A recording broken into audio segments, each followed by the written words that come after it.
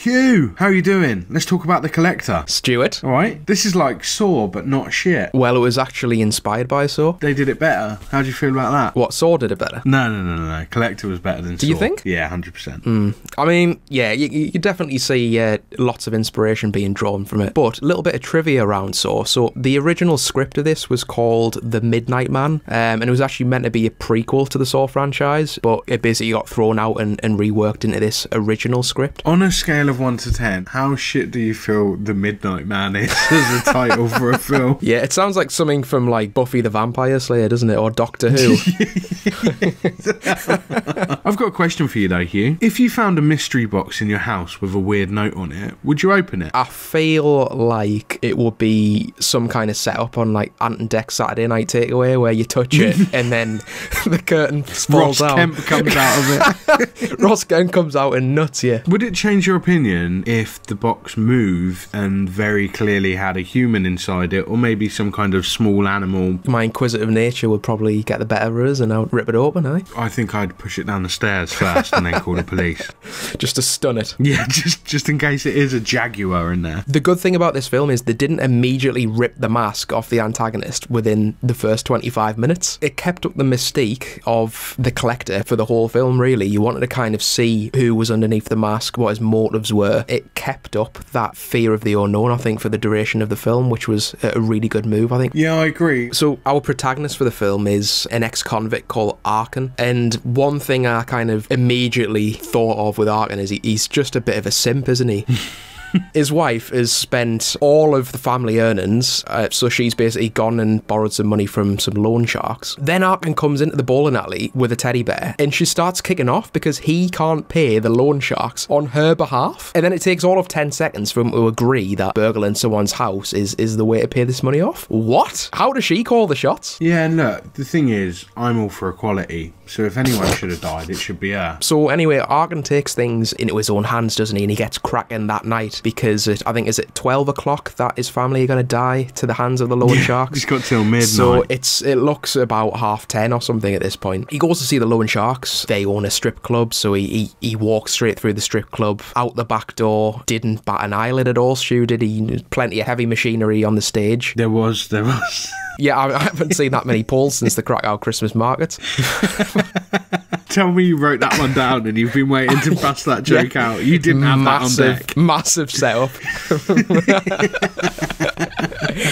So he walks out the strip club, opens the car door, and Ainsley Harriott is sitting inside of it. Give your meat a good old rub. Gives me money, you little thieving skunk. But they strike a deal to reconvene at midnight once Arkin's robbed the safe of the family home that he was at earlier. Yeah, it's an interesting setup, isn't it? Because the Collector is already in the house. That's where I got confused. You've got this guy who was a criminal, now is some kind of pest exterminator, randomly gets sent to his employer's house to steal money to pay this debt, which happens to have a maniac in it who randomly has captured the family and then has managed to set all of those traps within a single night. How did the maniac get all of that set up that quickly? I know, it's a piece of logistical brilliance, really, isn't it? Because Arkin looks at his watch and I think it's just shy of 11 p.m. So the Collector must have arrived just after the watershed, and I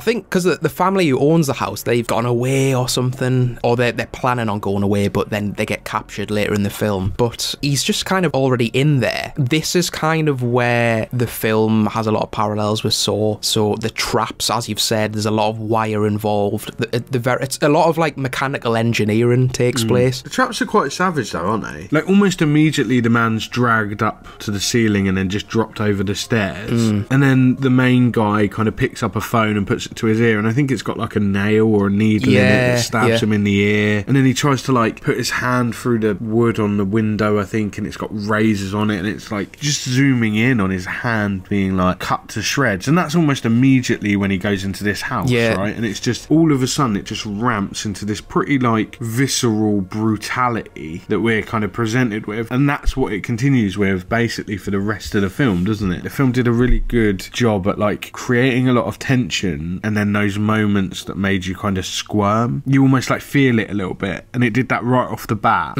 with the razors in the hand for me as well. They were very creative and inventive, the traps, I think. I'll tell you what is really savage. The most savage death of them all is the boyfriend that comes in with his girlfriend. Now, first off, why would you just be in your car, beeping the horn, and then go into just some random house? That's a bit random. But anyway, they do it anyway, don't they? But that boyfriend gets absolutely fucking demolished, doesn't he? Yeah. Have you got a favourite trap, Stu? I did like the boyfriend setup where he kind of, you know, he went for a few traps at once. I thought that was quite brutal. The one that I did like was actually one that didn't work, and it was one where he just had basically rigged a room with like razor wire. Oh, yeah. And so the main guy kind of goes to walk into it, and it like cuts his face, and he realises it's there, and he backs off. But I thought that was quite clever because, you know, if you were chasing people through the house and they ran into that, got them, didn't you? So the ending is left up to interpretation. What happens with Arkin? Does he escape? Does he get sent onto the next house in a box? What do you think happens, Stu? Well, I don't know.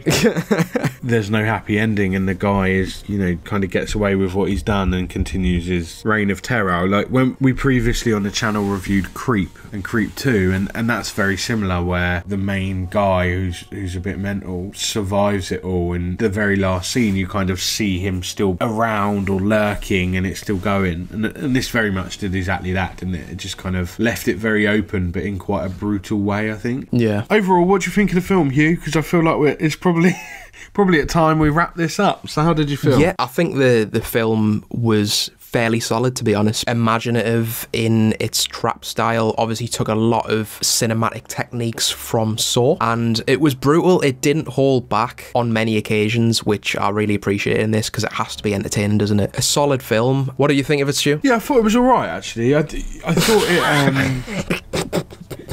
I love how you start talking to buy yourself time because you haven't got a clue what you're going to say next.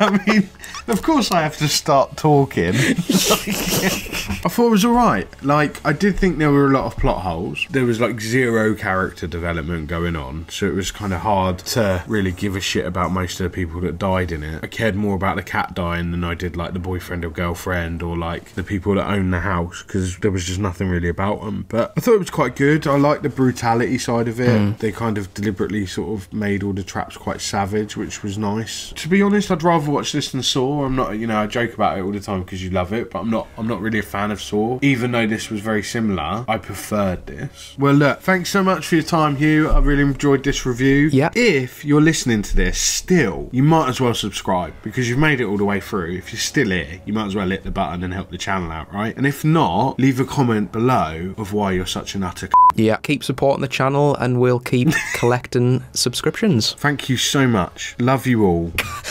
That sounded like you were signing off a letter.